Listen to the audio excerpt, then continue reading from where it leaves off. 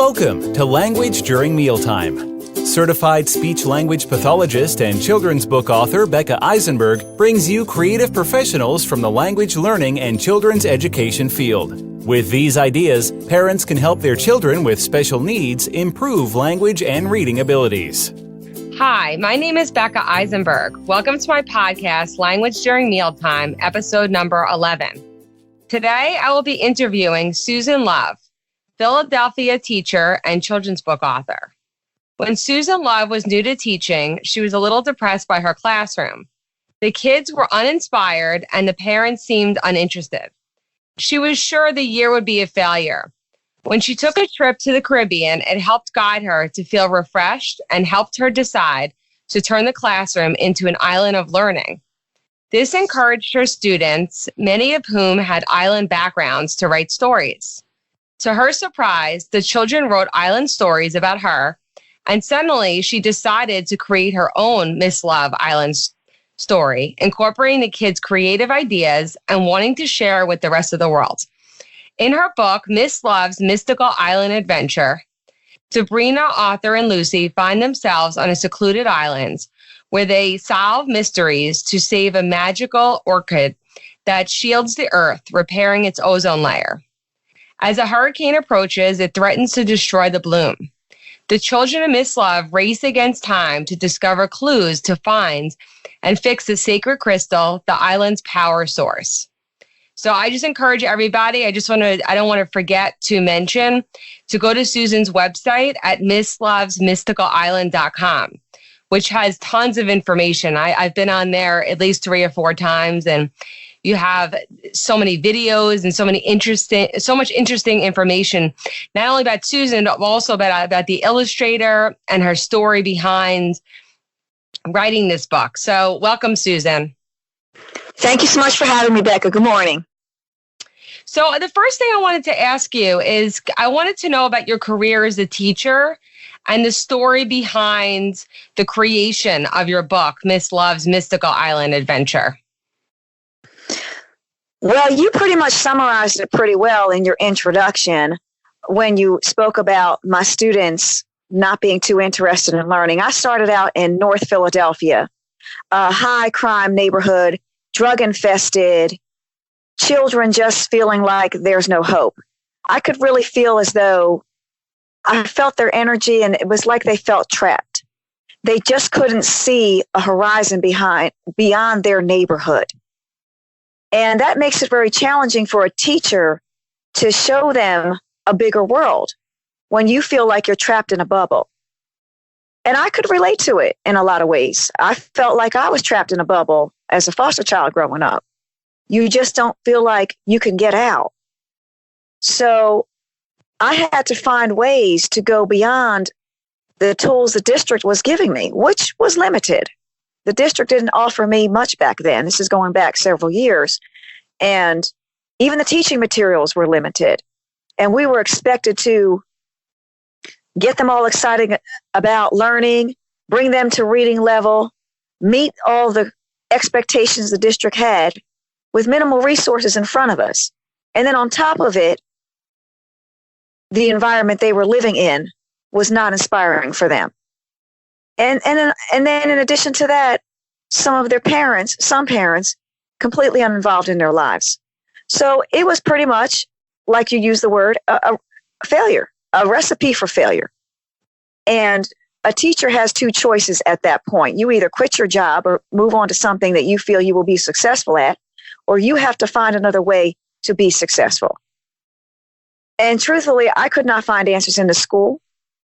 All you get is do your best. And your best is just leading you to failure. So I chose to just take a trip, go away, and get some perspective from someone on the outside. Sometimes an objective person who has been successful in their life can offer you advice and offer you encouragement. So I chose to go away, and I went down to the Caribbean for a while to get myself removed. And at that point, I had to make the decision, am I going back to the school? Am I going back to teaching? Or am I moving on? And that's when I met the entrepreneur that I had met. And believe you me, I laminated for hours about my frustrations in the American school system.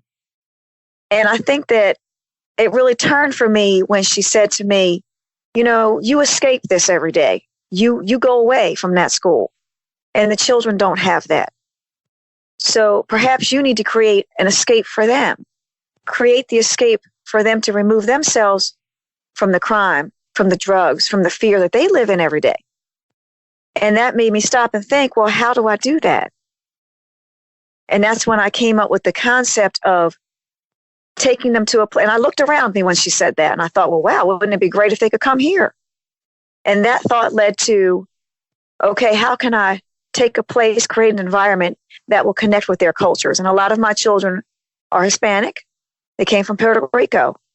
And I thought, well, let's try a place like that where they're going to feel good about themselves, a place that connects them with their heritage.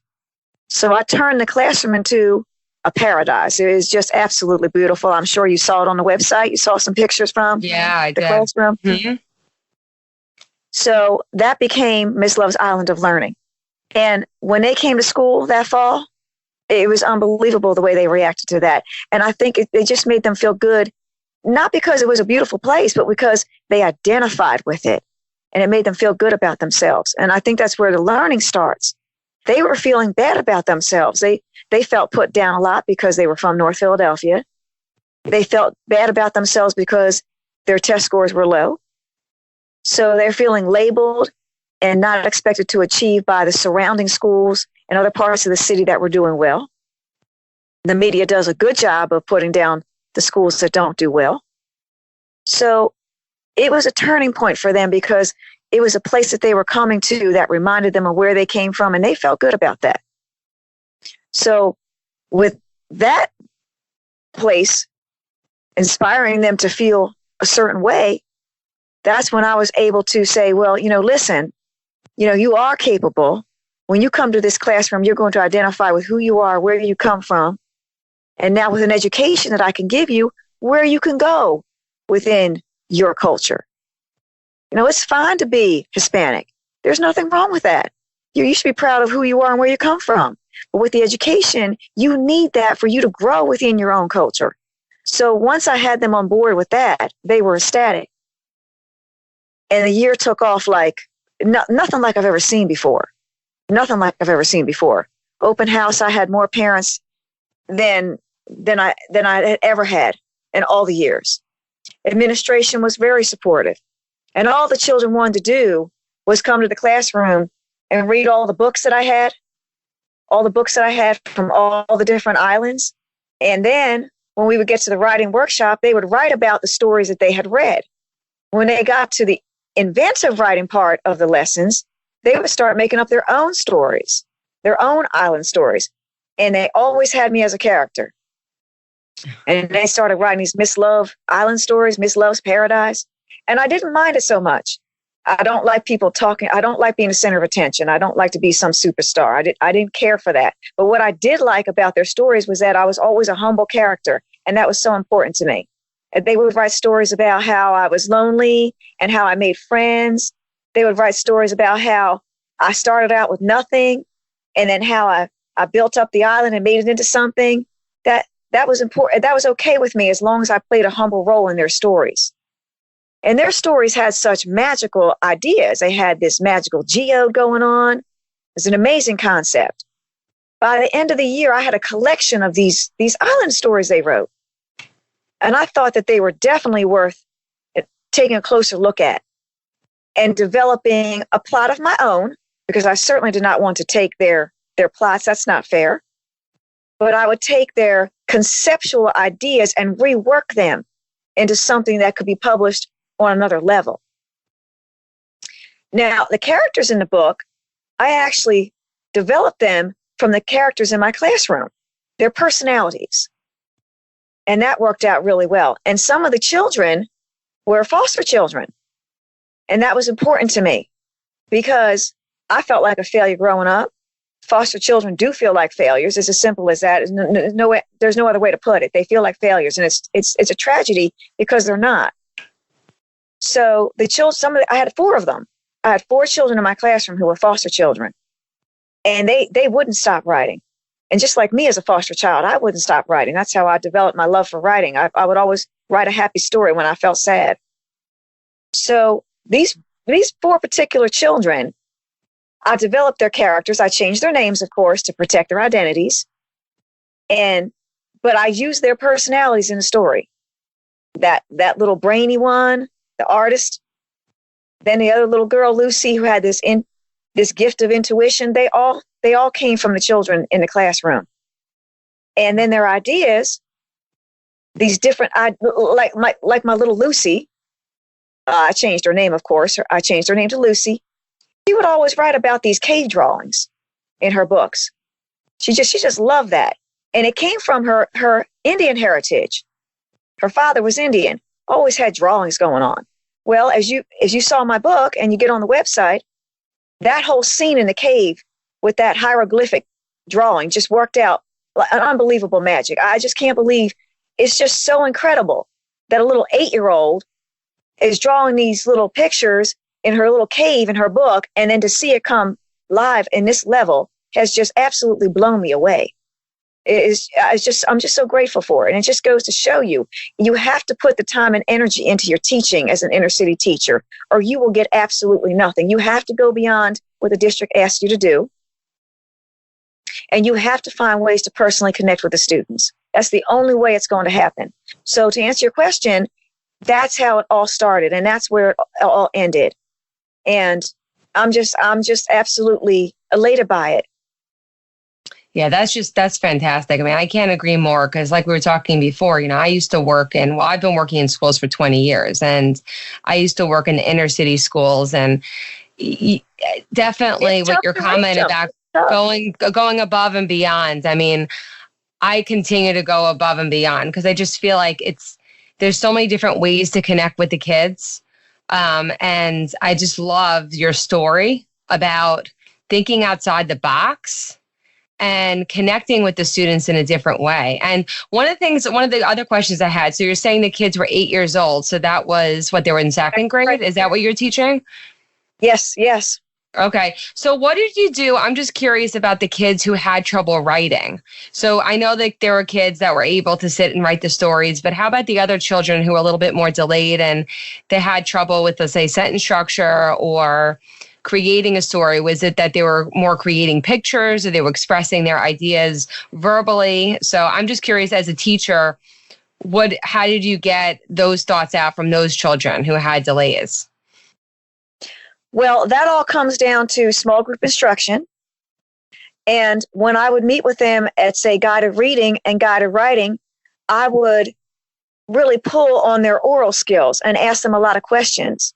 And then I would show them how to framework their writing through the writing frameworks that I had. So if they gave me an idea and they had a thought, I would write the thought down on the web for them. And then we would work together to build the sentence and build the thoughts. So it was a slower process for them, but they did get there. And with the graphic organizers, right? Is that what you're talking about? Like using a graphic organizer? Absolutely. To get their thoughts out? Mm-hmm. Absolutely. And you have to find ways that do not intimidate them. A lot of times teachers will use teacher talk, and a lot of times they're just too formal with their approach with children. And I have found that to be majorly ineffective. It shuts them down. So you have to start a conversation with them. For example, in the classroom that we had was this tropical setting. Like I said, I had a little aquarium, and they would come over, sit by the reading center, and we'd sit down and we'd start off with this. I would turn on the lights to the aquarium, and we would talk about, what do you see and what's going on, and they would start talking, and I would write down for them what they said. And take a look at, here's your language. What did you say to me? So I would start with them. And a lot of times the teachers make the mistakes. They start with themselves. I'm here to teach you this, and this is what you need to know, and here's why you need to know it. That is just not the way to go with children who are delayed. You have to find a way to pull from them out. Are you following what I'm saying? Oh, yeah. No, I know. Yeah. Because I mean, I work with so many different types of children with all different delays and disorders. And I agree. I mean, when I'm working with kids, I'm connecting with them one on one and I'm going into their worlds, but, and not into my world. It's about me connecting into their world. So, Exactly. I mean, Exactly. yeah, and actually that kind of brings me to the idea of the bridge book because I think what's different about your book is that it's a lot more visual than let's just say like sort of like a normal chapter book where you don't have as many pictures. So can you just talk about that a little bit? Well, yes, and you mentioned children who may have, some issues. So I did keep that in mind as I created this book. But one of the things that inspired me to go to the level that I did was, and I'm sure you remember when we were younger, coming through growing up, do you remember those bigger books, say 8 by 11? They were chapter books, say when the Wizard of Oz. Yeah, no, I know what you mean. Uh-huh. Yeah, those bigger books that were chapter books. And they were pretty much centered around the classical stories at the time. Yeah. I just love those works. I love those works. And I thought to myself, and also because I'm an artist, I love to see things in full color.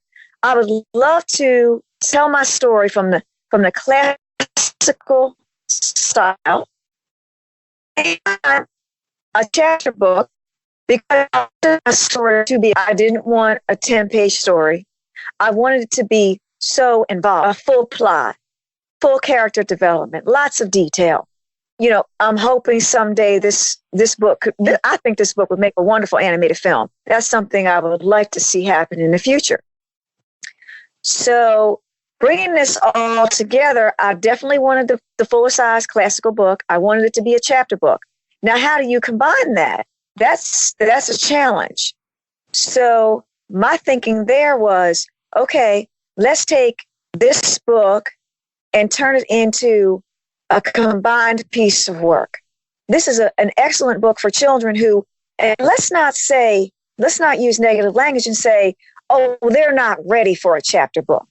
That's not why I did it. I'm saying that there are so many children out there who get shut down in 3rd grade because you take away the illustrations right away, just cold. They go from 2nd to 3rd cold, no illustrations. Give them a chapter book, plain text, maybe some black and white illustrations. That's it. And I just disturbed me that publishing companies did that to children. And the publishing companies did that because their argument is that, well, children are mature now. They don't want to see illustrations anymore. That's why we're putting these books out with a lot of text and maybe some illustrations, black and white, and most of the time, no illustrations because they're mature now. They don't want that. That is not true. The reason the publishing companies did that is because they don't want to pay for it. They don't want to pay for the print color anymore. They're trying to save money. And that's all it's about. And it's brutally unfair. You often see a lull in the reading levels. Children often from 2nd to 3rd grade, they struggle, they drop because they pull the visual tool from them. So my goal was to keep the visuals there because children love them. This is for children who really want to still have those illustrations.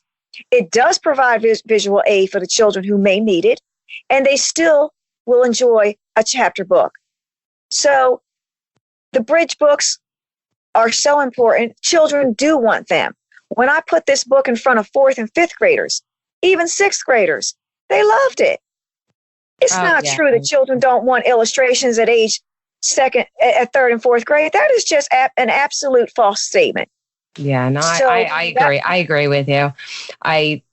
I can't agree with you more about the picture books and the illustration. I mean, my daughter's in 5th grade and we still read picture books. I mean, she reads chapter books. I read chapter books to my kids, but I still read picture books because there are some picture books that are really complex. And I mean, as an adult, I love picture books. I never stop loving picture books. So I just, and also I wrote children's books too, picture books. And I can't agree more about the illustrations because I just think they're all different in their own ways. And I think what's nice, what I'm seeing now more in schools is that teachers are combining. They're not just using chapter books.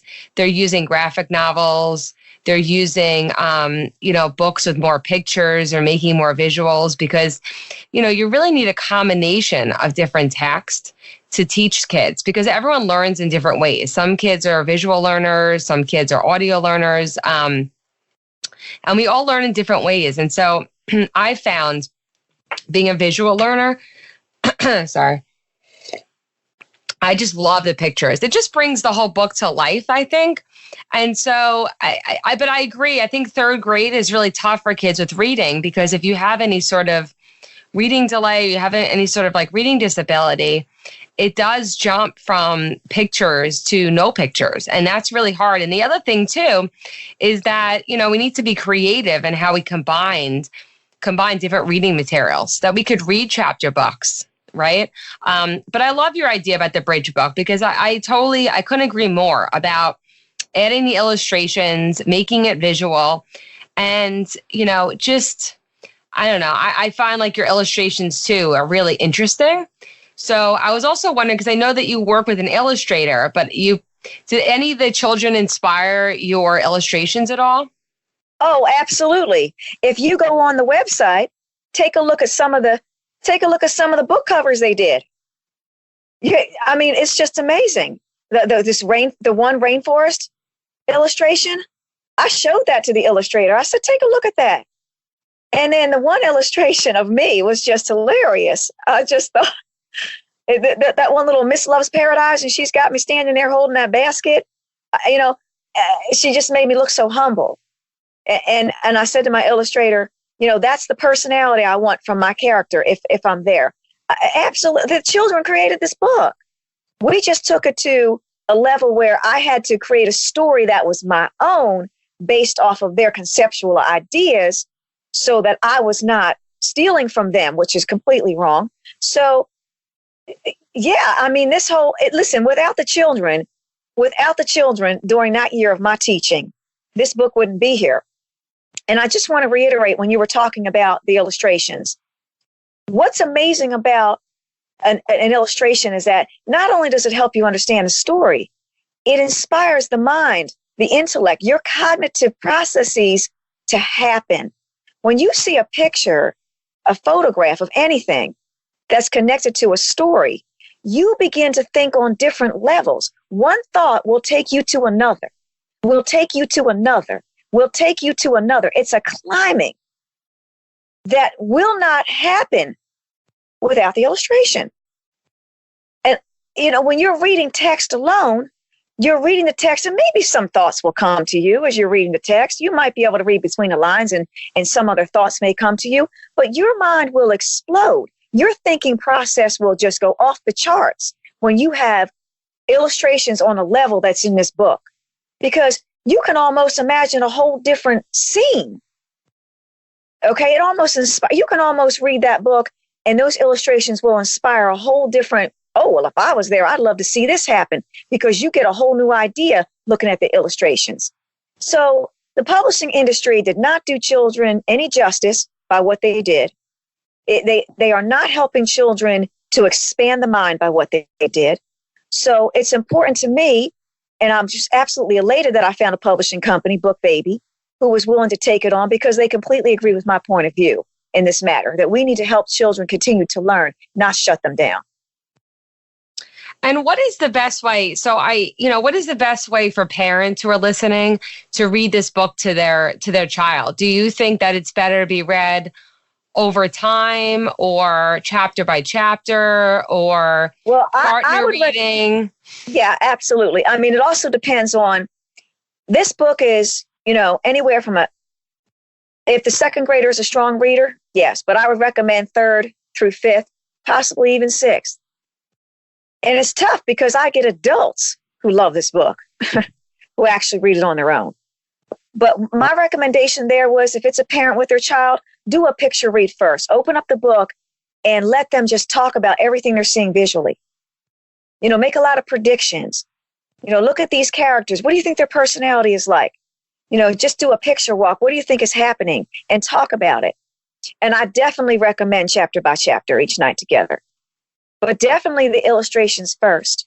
And then what's great about that is, the child can come up with their own story based off those illustrations when they're done reading it. Okay, here's what happened on Miss Love's book, in Miss Love's Mystical Island Adventure. Here's what happened in this book.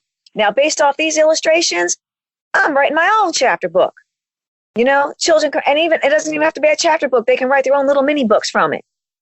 And then there you go. They go off with their own little series.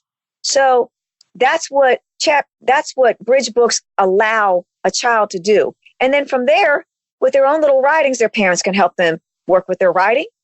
See what I'm saying? This is a tool to help children go forward, not to just read a book, love it, and put it down and move on to the next great book. This bridge book is designed to engage them in an educational process that they'll benefit from. Do you follow me? Yeah, no, I definitely follow you because, books are so much a part of my life. Just reading with the children, reading with my own children, and also just working with children every day in schools.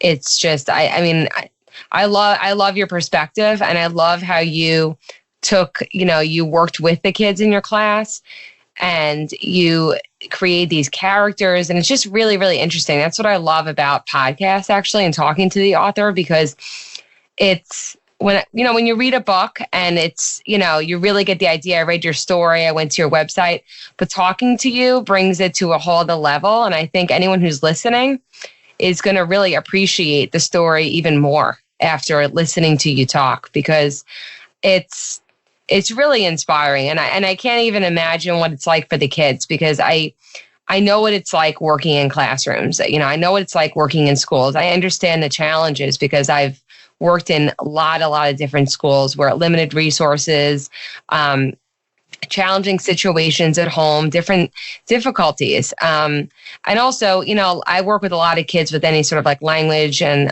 learning disabilities and delays. So, sometimes the challenge of reading is also really hard. So I think your idea of having the illustrations, reading each chapter aloud, is so great for parents, but also for teachers. Teachers could take your idea and they could read each chapter and they could, let their children be inspired by, writing their own stories. And that's exactly what I wanted to see happen. A colleague of mine, when the book came out, she had a first grade classroom. Now, these children were really little. And of course, they couldn't read it. But they did exactly what I wanted to see happen. They took that book, went over to the center, and then they just started talking their own story. Oh, he's in the dune buggy. He's on his way to the villa. And when he gets there, this is going to happen. He's going to meet somebody. And they're going to help him find the treasure. They're going to get together, find a map. And there you go. They just had their own little thing going on. But what does that do? That's improving a child's oral language acquisition skills. They're learning how to communicate with each other in the classroom. Teachers need to stop telling children to be quiet.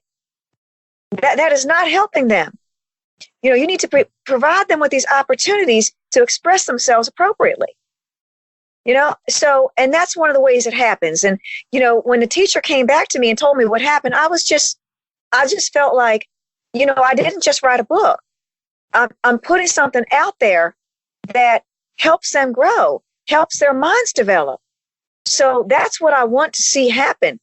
And it's just amazing that it wouldn't have happened hadn't been for these precious children that I was teaching years ago. So we cannot undermine children. You cannot underestimate their capabilities. Give them a chance to talk to you. Give them a chance to share their ideas. Just listen.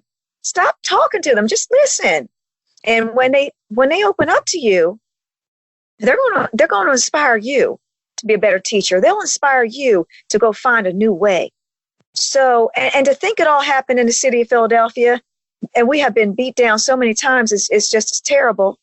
It's wonderful to talk about how this took place in a city that has had low expectations. People have had low expectations of us for so long. It's wonderful to talk about it happened here. Yes, it happened here in Philadelphia. Now, if we could make this happen here in Philadelphia in a city classroom, perhaps another city classroom will listen and take a different approach.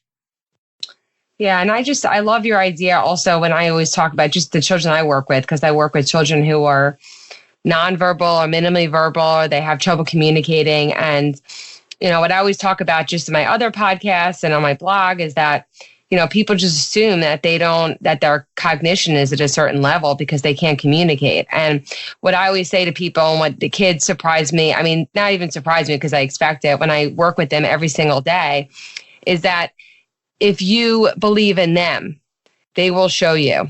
And that's like with, I would always say to any children, whether you have any sort of delay or whether you have, or for any child or even any adult, if it's what you expect. And it's also, you have to empower the children.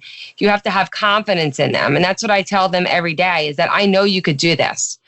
I know you could do it. Actually, it just happened yesterday, one of my sessions. I was working with one of my kids on, like a literacy task, and I don't think he really was paying attention that much, but I said to him, I know that you could do this. And he went and he did it. And I was like, I knew you could do it. So it's about having the confidence in the kids, listening to them, going into their world and telling them that you believe in them and that they have great ideas. It's not about test scores. It's not about anything. I think, I don't test well at all.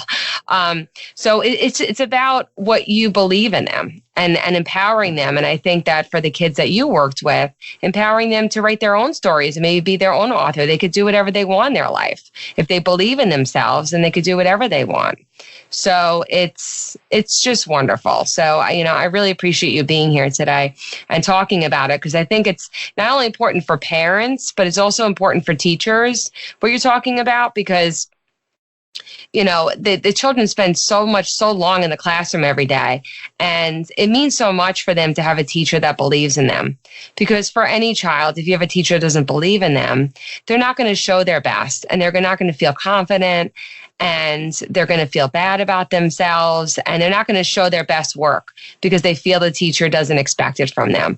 But if we empower them and we want them to feel safe in expressing their ideas, then it's amazing what they're going to be able to show us. I couldn't agree more. We're definitely on the same page with that. So is there anything else you'd like to talk about before we end? Well, what I would like to say, Becca, to you personally, is that I just want to thank you so much for taking interest in my work, taking interest in my life story. It has been a difficult time for me. My childhood was not easy, as you know. And I just want you to know, and everyone who's listening, that you've been a part of the healing process for me, because when people respond to my PR team and take interest in my life and take interest in my work, I feel like a lot of the lost care in my life, it comes back to me. So you're just someone who has been part of this healing for me. It just makes me feel like the past was worth it, to come to this place where people now are listening to my story, listening to what happened in my life, appreciating my work. You're making me feel like I'm somebody, because I grew up with, I know how these children feel. I know how the foster children feel. I know how the innocent child feels. They feel worthless. And now all these years later, someone like you is listening, and you're showing me that all the people from the past who put me down, they were wrong. So I just want to thank you so much for your time today. It's very meaningful to me. Oh, well, thank you. It's meaningful to me. And now every time I look at your book, I'm going to remember, you and our conversation. And that's why I have so many books in my house, because whenever I connect with the author, which I connect with a lot of authors, I find it so inspiring and so special, because I love children's books, but I love hearing the story behind it. I think you have such an interesting story, and it's very inspiring. And I just love how it was created in the classroom, because I know what it's like. So I understand, and I just really respect that you kind of going outside the box and trying to get into their world and really connecting with them in that way, inspiring the kids, because it's wonderful. So thank you for listening today. Listen and learn with us at Language During Mealtime, and definitely check out Susan's website again, misslovesmysticalisland.com.